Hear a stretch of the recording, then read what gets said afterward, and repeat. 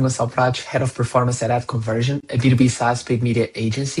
And in this video, I'm going to show you the exact same analysis we use internally to quickly understand whether an account has more keywords and its budget can realistically support, and what I'll check before make any optimizations decisions. And we've run this process several times internally, and that's what actually made me realize that there's more to it. And although it feels simple, it still comes up often. So I just figured it would be helpful to share with you guys as well. By the way, I'm still getting used to talking through these ideas on YouTube, so I'm going to approach these the same way I would with our team. But hopefully it helps you, and this is something that you can then take back internally and share with your team as well. Before we jump into it, I'm showing here on my screen the exact same message that I shared with my team, because I know it's super easy to overlook keywords with $50, $100, or even $200 without any lead, without any MQL, and have that feeling that, yeah, maybe if we just let them run a little longer, we'll see some performance, right? The problem, and that's exactly what happened with these examples, is that when you have hundreds of keywords like that. So let me show you how this looks like in practice. I just pulled an export from Google.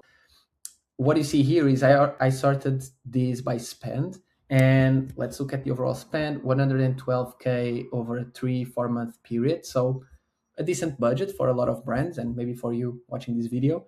But when you dive deeper, you see that like the top keyword in terms of spent around 12K, then you have 9, but then you quickly have a lot of keywords with less than $1,000 spent.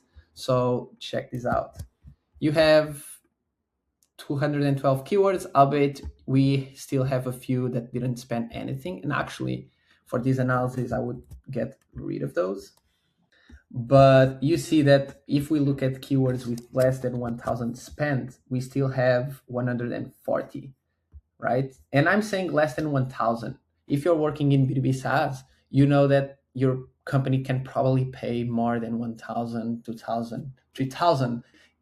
It really depends on your conversion rates, on your average deal size, but most companies, at least that we work with, can afford to pay 2K, 3K, 4K per an MQL. So just by looking at this example, you can see that a lot of these keywords, first of all, they're not even given a chance to perform. And that happens because this new client just has a lot of active keywords, you know? So the way we usually approach these internally is, all right, we can easily see how the budget is getting diluted, but I would, just for simplicity, add a column here, percentage of spend. And the first thing I would do is I would summarize everything. So 112K. Now I just want this easy math, right? Awesome. Percentage. And yeah, and now we can easily see how the budget is being fragmented, or is getting fragmented. So 50% of the budget, 112K, right? Around something like that, is getting spent on 12 keywords, which is nuts, especially knowing that these 12 might not even be given the chance to perform. Despite these high spenders right here, some of these haven't even given a chance to perform. But that also means that the rest of the budget, the other 50%, is getting spent and diluted across 153 keywords. And yeah, that's just nuts. And that helps explain why some Google Ads accounts are underperforming. And I've been in those conversations where the clients feel like, oh, given how much we're investing on Google, and by the way, this is just non-brand and competitive campaigns, so I'm keeping brand campaigns out of this example. But team, given how much we're investing on Google, we should be seeing a little bit more volume, right? It's not like our budget is low. And yeah, that's true, partially. But once you dive deeper, the budget is actually low because, and this happens quite a lot, when results aren't coming, it feels like the internal direction from teams is like, okay, what other keywords can we bid on?